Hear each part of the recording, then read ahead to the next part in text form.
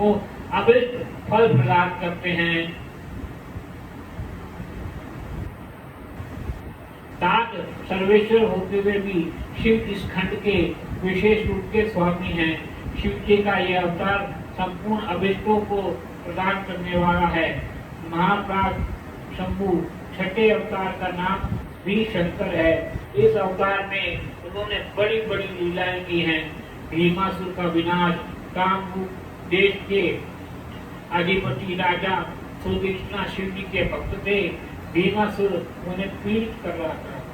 तब शंकर जी ने अपने भक्त के दुख को देने वाले उस अद्भुत असुर का वध करके उनकी रक्षा की और राजा सुदीक्षणा के प्रार्थना करने पर स्वयं शंकर जी ने टाकनी में भीमशंकर नामक ज्योतिर्लिंग स्वरूप का स्थित हो गए। उन्हें जोस्मत ब्रह्मांड स्वरूप तथा भोग मोक्ष का प्रदाता है, वह विशेषकर नामक 7वां अवतार काशी में हुआ। मुक्ति दाता सिद्ध स्वरूप स्वयं भगवान शंकर अपनी पूरी काशी में ज्योतिर्लिंग रूप में स्थित हैं। विष्णु आदि सभी देवता, कैलाशपति शिव और भैरव नित्य उनकी पूजा करते हैं। जो काशी विश्वनाथ के भक्त हैं वे नित्य अपने नामों का जप करते रहते हैं। वे कर्मों से निर्लिप्त होकर कैवल्य के भागी होते हैं। चंद्रशेखर शिवा जो त्र्यंबकर नामक 8वां अवतार है, वह गौतम ऋषि के प्रार्थना करने पर गौतमी नदी के तट पर हुआ। गौतमी प्रार्थना से उन मुनि का प्रसन्न करने के लिए शंकर जी के प्रेम पूर्वक ज्योतिर्लिंग स्वरूप वहां अचल होकर स्थित हो गए। उन महेश्वर का दर्शन और स्पर्श करने से सारी मनोकामना सिद्ध होती है। तत्पश्चात मुक्ति भी मिल जाती है। शिव जी के अनुग्रह शंकर प्रिय परम पावनी गंगा के गौतम के स्नेहवश वहाँ गौतमी नाम से प्रभावित हुए। उनमें 9वां अवतार वैद्यनाथ नाम से प्रसिद्ध हुआ। इस अवतार में बहुत सी विचित्र लीलाएं करने वाले भगवान शंकर रावण के लिए आविर्भूत हुए थे। उस समय रावण द्वारा अपने लाए जाने की कारण मानकर महेश्वर ज्योतिर्लिंग स्वरूप से चिता भूमि प्रतिष्ठित हो गई। उस समय से त्रिलोकी ने वैद्यनाथेश्वर नाम से विख्यात हुए। ये भक्ति पूर्वक दर्शन देकर पूजन करने वाले, भोगों को मोक्ष का प्रदान करने वाले मुने जो लोग इन वैद्यनाथेश्वर शिव के मातम को पढ़ते या सुनते हैं, उन्हें यह भुक्ति मुक्ति का भागी बना देता है। 10वां नागेश्वर अवतार कहलाता है। यह अपने भक्तों की रक्षा के लिए प्रादुर्भूत हुआ था। यह सदा दुष्टों को दंड देने वाला है। इस अवतार में शिव जी ने दारूक नामक राक्षस को धर्म घाटी था मारकर वैश्यों के स्वामी अपने सुप्रिय नामक भक्त की रक्षा की। तत्पश्चात बहुत सी लीलाएं की। तदंतर प्रभु शंभु लोगों का उपकार करने के लिए अंबिका सहित ज्योतिर्लिंग स्वरूप में स्थित हो गए। उन्हें नागेश्वर नामक शिवलिंग का दर्शन तथा अर्चन करने से राशि के राशि महान पातक तुरंत विनष्ट हो जाते हैं। और हे मुने, शिव जी का 11वां अवतार रामेश्वर अवतार कहलाता है। यह श्री रामचंद्र का प्रिय करने वाला है। इसे श्री राम ने स्थापित किया था। किन भक्तवत्सल शंकर ने परम प्रसन्न होकर श्री राम को प्रेम पूर्वक विजय का वरदान दिया था। वे ही लिंग रूप में आविर्भूत हुए। उन्हें तब श्री राम अत्यंत प्रार्थना करने लगे। सेतुबद्ध ज्योतिष हो गए। उस समय श्री राम ने उनकी पूजा भली भांति की। रामेश्वर की अद्भुत महिमा की भूतल पर किसी से तुलना नहीं की जा सकती। यह सर्वदा भक्ति मुक्ति प्रदायनी तथा भक्तों की कामना रूप करने वाली, जो मनुष्य स्मृति पूर्वक रामेश्वर जी को गंगा जल से स्नान कराएगा, वह जीवन मुक्त है। वह इस लोक में जो देवताओं के लिए दुर्लभ है, ऐसे संपूर्ण भोगों को भोगने के पश्चात परम ज्ञान को प्राप्त हो जाएगा। फिर उसे कैवल्य मोक्ष मिल जाएगा। भूमेश्वर अवतार शंकर जी का 12वां अवतार है। यह नाना प्रकार की लीलाओं का करता है। भक्तवत्सल भूमाशु को आनंद देने वाला है। उन्हें भूमाश का दिन प्रिय करने के लिए भगवान शंकर ने दक्षिण दिशा में स्थित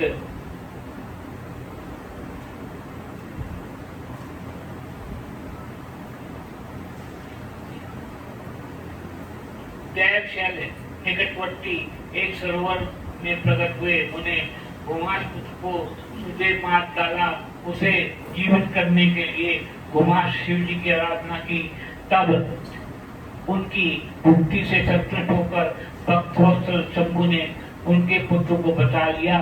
तदंतर कामनाओं के पूरक शंभु घुमास की प्रार्थना से उस तारका के ज्योतिर्लिंग स्वरूप, उस समय उनका नाम भुवनेश्वर हुआ। जो मनुष्य शिवलिंग का भक्ति पूर्वक दर्शन पूजन करते हैं, इस श्लोक में संपूर्ण सुखों को भोगकर अंत में मुक्ति के लाभ करते हैं। संत कुमार जी, इस प्रकार मैंने तुमसे 12 ज्योतिर्लिंगों का वर्णन किया। ये सभी भोग और मोक्ष के प्रदाता हैं। ज्योतिर्लिंग की इस कथा को जो पढ़ता है, सुनता है, वो सुनाता है, वह संपूर्ण पापों से मुक्त हो जाता है, भोग मोक्ष को प्राप्त होता है। मैंने इस शतरुद्र नाम की संहिता का वर्णन किया। इसमें शिव के 100 अवतारों की कथा आपने सुनी है। उत्तम कीर्ति संपन्न तथा संपूर्ण अवैध फलों को देने वाली है। जो मनुष्य इसे नित्य समाहित से पढ़ता है, सुनता है, उनकी सारी लालसाएं पूर्ण हो जाती हैं। अंत में नित्य ही मुक्ति मिल जाती है। वो शंकर भगवान की जय।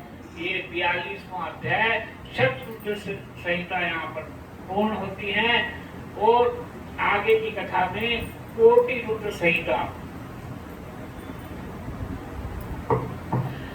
12 ज्योतिर्लिंगों में उनके उपलिंगों का वर्णन, उनके दर्शन और पूजन की महिमा। जो निर्विकार होते हैं, वे अपनी माया से विराट विश्व का रूप का धारण कर लेते हैं। स्वर्ग और अपर मोक्ष के जिनके कृपा कटाक्षी वैभव बताए गए जाते हैं, योगी जन जिन्हें सदा अपने हृदय के भीतर आदित्य आत्मज्ञान स्वरूप को देखते हैं, उन तेजों में भगवान शंकर को, जिनका आधा शरीर शैल राजकुमारी पार्वती से सुशोभित है, निरंतर मेरा नमस्कार है। जिसकी कृपा पूर्ण चित्तवत से बड़ी ही सुंदर है, उसका मुखारविंद मंद मुस्कान की छटा से आनंद मनोहर दिखाई देता है। जो चंद्रमा की कला से परम उज्ज्वल है, जो आध्यात्मिक आदि तीनों तापों को नाश शांत कर देने में समर्थ है, जिसका स्वरूप सच्चिदानंद परमानंद रूप से प्रकाशित होता है, तथा जो गिरिजानंदिनी पार्वती के भुजपाश से आवेशित है, वह शिव नामक कोई अवर्चनीय तेज पुंज सबका मंगल करे। ऋषिगण बोले, सूत जी, आपके संपूर्ण लोकों के हित की कामना से नाना प्रकार के व्याख्यानों से युक्त जो शिव अवतार का मातम बताया है, बहुत ही उत्तम है। तात आप पुनः शिव के परम उत्तम मातम का तरह शिवलिंग की महिमा का प्रसिद्धता पूर्वक वर्णन कीजिए। आप शिव भक्तों में श्रेष्ठ है, धन्य है प्रभु। आपके जिस मुखारविंद से निकले हुए भगवान शिव के सुलभ्य यश रूपी अमृत का हम पान करना चाहते हैं। तभी सूत जी ने कहा, महर्षियों संपूर्ण तीर्थ लिंगम, जब कुछ लिंग में ही सब कुछ लिंग में ही प्रतिष्ठित है, उस शिवलिंग की कोई गिरना नहीं है। तथापि मैं उनका किंचित वर्णन करता हूँ। जो कोई भी दृश्य देखा जाता है तथा इसका वर्णन एवं स्मरण किया जाता है, तो सब भगवान शिव का रूप है। कोई भी वस्तु शिव के स्वरूप को भिन्न नहीं है। साधु शिरोमणियों भगवान शंभु ने सब लोगों पर अनुग्रह करने के लिए देवता और असुर मनुष्यों सहित तीनों लोगों को लिंग रूप से व्याप्त कर रखा है। समस्त लोगों पर कृपा करने वाले के उद्देश्य से भगवान महेश्वर तीर्थ और अपने स्थलों से भी नाना प्रकार के लिंगों को धारण करते हैं और स्वयं अपने स्वरूप लिंग की कल्पना करते हैं। शिव भक्त पुरुष अवश्य सिद्धि प्राप्त कर लेता है। ब्राह्मणों में भूमंडल में जो लिंग है उनकी गणना नहीं की जा सकती। तथापि मैं प्रधान शिव लोगों का परिचय देता हूँ। मुनिश्रेष्ठ शौनक, उत्तर पर जो मुख्य ज्योतिर्लिंग है उनका मैं आज वर्णन करूंगा और सुनाने मात्र से पाप दूर हो जाता है। सौराष्ट्र में सोमनाथ, श्री शैल पर मल्लिकार्जुन, उज्जैन में महाकाल, ओंकार तीर्थ में परमेश्वर, हिमालय में शिखर पर केदार, टाकरी में भीमशंकर, वाराणसी में विश्वनाथ, गोदावरी के तट पर त्रिपुरम, चिता भूमि में वैद्यनाथ, द्वारका वन में नागेश, सेतु बंधन में रामेश्वर तथा शिवालय में भुवनेश्वर महादेव हैं। इन सभी का स्मरण करें। जो प्रतिदिन प्रातः काल उठकर इन 12 नामों को पाठ करता है वह स्वयं पापों से मुक्त हो संपूर्ण सिद्धियों का फल प्राप्त कर लेता है। इसमें किसी प्रकार का कोई संशय नहीं है। हे मुनीश्वरों, जिसने जिस मनुष्य को पाने की इच्छा रखकर श्रेष्ठ मनुष्य इन 12 नामों का पाठ करेंगे वे इस लोक में परलोक में मनुष्य अवश्य प्राप्त होगा। इसमें कोई संशय नहीं है। जो शुद्ध अंतकरण वाले पुरुष निष्काम भाव से इन 12 नामों का पाठ करेंगे उन्हें कभी माता के घर से निवास नहीं करना पड़ेगा। उन सबके पूजन मात्र से इस लोक में समस्त वर्णों के लोगों के दुखों का नाश हो सकता है और परलोक में उन्हें अवश्य मोक्ष प्राप्त होगी। निश्चय, यह मेरा निश्चय है। इन 12 ज्योतिर्लिंगों का नैवेद्य यत्न पूर्वक ग्रहण करना खाना चाहिए। ऐसा करने वाले पुरुष सारे पाप उसी क्षण जलकर भस्म हो जाते हैं। यह मैंने ज्योतिर्लिंगों के दर्शन पूजन का फल बताया है। अब ज्योतिर्लिंगों के उपलिंग बताए गए हैं। मुनीश्वरों, ध्यान पूर्वक सुनो। सोमनाथ का जो उपलिंग है उसका नाम है अंतकेश्वर। यह उपलिंग मही नदी और समुद्र के संगम पर स्थित है। मल्लिकार्जुन के निकट उपलिंग रुद्रेश्वर के नाम से प्रसिद्ध है। इन भोगों कक्ष के स्थित है और उपवास को सुख देने वाला है। महाकाल संबंधी उपलिंग दुग्धेश्वर है। ये दूधनाथ के नाम से प्रसिद्ध है। ये नर्मदा के तट पर है तथा समस्त पाप का निवारण करने वाला है। ओंकारेश्वर संबंधी उपलिंग कर्देश्वर नाम से प्रसिद्ध है। यह बिंदु सरोवर के तट पर है और उपासक को संपूर्ण मनोवांछित फल देने का प्रदान करता है।